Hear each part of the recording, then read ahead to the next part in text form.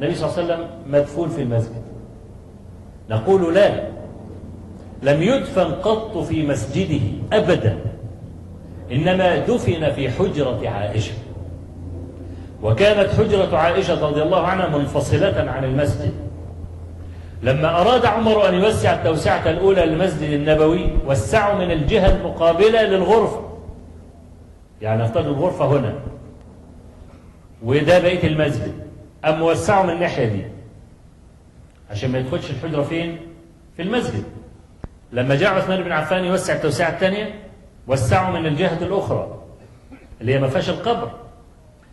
ففي زمان الوليد أو هشام بن عبد الملك لما حب يوسع أم وسعوا من جهة القبر،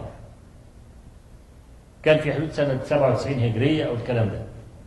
يبقى ده خطأ من الوليد أنكره عليه سعيد المسيب إمام التابعين وإمام أهل المدينة، أنكر عليه، بس مش هيروح يجيب جيوش جرارة لأنه ما سمعش الكلام ويحارب ويطلع القبر لا، هو أدى ما عليه كعالم وقال إن هذا لا يجوز الكلام.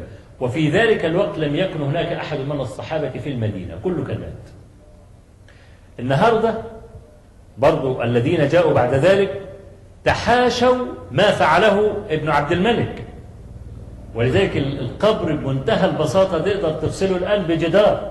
الآن تخيل بقى كل واحد كان ممكن يوسع من جهة القبر، كان زمان القبر في نص المسجد دلوقتي، لو حاولت ان انت تفصله ولا تعزله ولا كان ما تعرفش ابدا، لكن الآن تستطيع انك انت تعزله وتستطيع ان تفصله. دي نمرة واحد.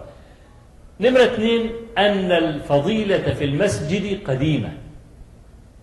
قال النبي صلى الله عليه وسلم قبل أن يموت: صلاة في مسجدي ب1000 صلاة فيما سواه.